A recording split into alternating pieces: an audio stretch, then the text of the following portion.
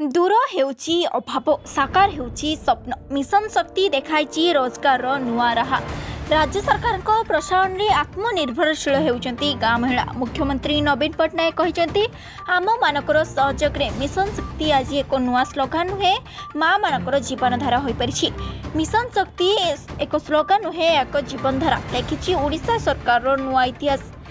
तेज आसतु जाना कौन रही संपूर्ण खबरटी को जानवा भिडियो को शेष पर्यंत देखूँ। आम चैनल सह जोड़ी रहा चैनल को सब्सक्राइब कर पाखरे आसुवा घंटी चिन्ह को दबाई दिंतु। एसएचजी महिला खुशी खबर। संकट बेले आर्थिक सहायता गठन हेबो स्वतंत्र पांठी घोषणा। मुख्यमंत्री रिलीफ पांठी ढांचे गठन हेबो एही पांठी। एसएचजी महिला गठन हेबो स्वतंत्र पांठी। कौनसी महिला रोगाग्रस्त हेले किंबा मृत्यु मुखरे पड़िले एही पांठीरु सेमानकु आर्थिक सहायता दियाजिबो। 3 ରୁ 4 मास मध्यरे एही पांठी कार्य करा हेबो। एथिलागि राज्य बजेट अर्थ व्यय बरदा कराजिबो। मिशन शक्ति विभाग रिलीफ कार्ड प्रदान अवसर में मिशन शक्ति विभाग सचिव सुजाता कार्तिकेयन ने सूचना देइछन्ते।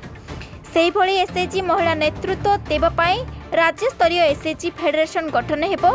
राज्य स्तर में विभिन्न योजना किभଳି अधिक काम करी हेबो से नहीं काम करिबो फेडरेशन। 8 वर्ष में एसएचजी को ऋण सहायता 19 गुणा वृद्धि होइछि बोली कहिसन्ते सचिव।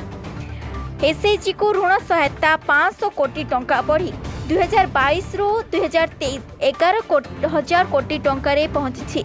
एसएचजी द्वारा ऋण परिशोध में ओडिशा उल्लेखनीय सफलता हासिल करिछि। एसएचजी क्षेत्र में अनादाय ऋण पा एनपीए मात्र 0.99%। एथिलागि केन्द्र ठारू प्रशासित पाइछि ओडिशा। ओडिशार 86.5% महिला पाखरे रही बैंक खाता, जहाँकि द्वितीय हार 78.6 ठारू ढेरे अधिक। सेहीपरि मिशन शक्ति विभाग 4टी बड़ सफलता अंखाणी सचिव। आर्थिक परिचालना 8 वर्ष में 19 गुणा वृद्धि पाई। बिना सुधरे 5 लाख पर्यंत ऋण सहायता प्रदान करा जायछि। पूर्व मिशन शक्तिर गुरु दायित्व दि जायछि। 15टी विभाग में काम करुछन्ति मिशन शक्ति महिला। मिशन शक्ति महिला प्रत्येक जिले में निर्माण हेबो इंडस्ट्रियल पार्क। आसंता 3 वर्ष में कार्यकारी करने सरकार लक्ष्य रखिछन्ति। जिलापाल मानकु जमी चिन्हट करने को निर्देश दिया। मिशन शक्ति महिला को नुआ सरकारी काम दि जाउछि। वर्तमान 15टी जिला विभाग में काम करुछन्ति मिशन शक्ति महिला। महिला को संगठन गुड़िक सशक्ति करा जाउछि। प्रत्येक ब्लॉक रे मिशन शक्ति गृह निर्माण करा जाउछि। जदि ये भिडियोटी आपण मानकु भल लागि थाए भिडियो गोटे लाइक करंतु, कमेंट करंतु, शेयर करी समस्त जणांतु।